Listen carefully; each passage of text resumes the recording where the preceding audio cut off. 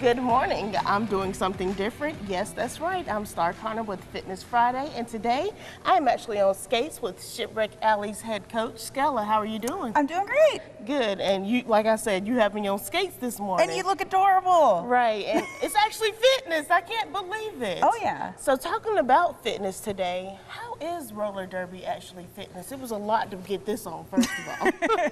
True story. When I started, I didn't have a regular fitness regimen. I hated running. I was not great at weightlifting. I couldn't find that one thing that I loved. And although as a kid, I loved to roller skate. And so when I had the opportunity to play roller derby, it was like, bing, I could do something that I love to do and get some fitness in. And I mean, we burn calories like you wouldn't believe in this game. And you actually do, because I believe as a kid, I loved skating too.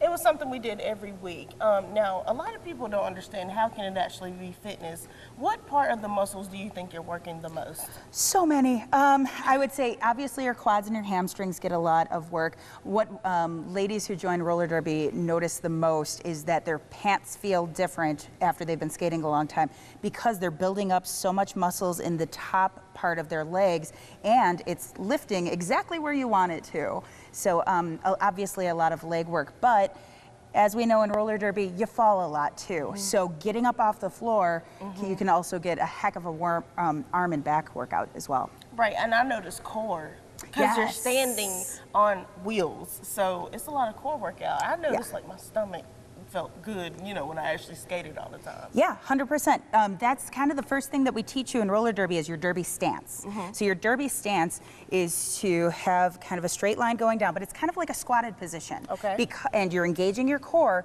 so that the floor is right there. The lower that you are, the tinier of space you have to fall. Because if you're falling from up here, there's a lot more room for error where you can really hurt yourself. But if you're falling from down here, it's not as bad. Right, and a lot of the ladies on the team actually use a Fitbit. Yes, yes. Some of them have said, they said the lowest amount of calories that they've burned at a practice was 600, and that was probably because I was talking too much. But they said during a game, they'll typically hit about 1,200 to 1,400 calories per game. How many laps do you make your girls take?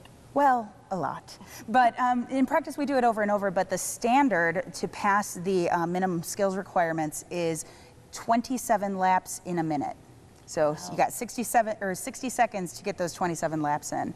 Wow, wow. So roller derby is a fitness regimen. 100%. We really do encourage our girls to cross train. Biking is a great cross training because it's really good on your knees.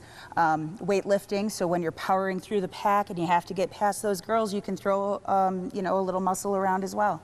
So Skella, you're actually going to have me take a few laps, right? Yeah. All right, let's go. Let's do it. Okay.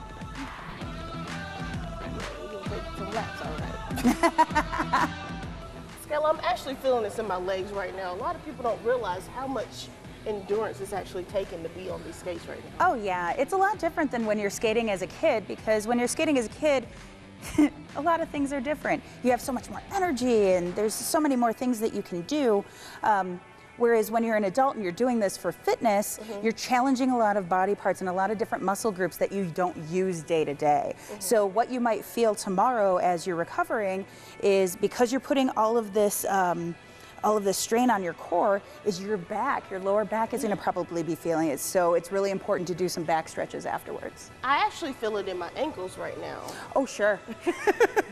But as you continue to skate, and that's the hardest part about that I have to explain to brand new skaters, is it hurts a little bit, just like any other fitness regimen when you get started, but as you build up those muscles in your ankles, you're going to become a powerhouse and you're not going to have to worry about that so much anymore.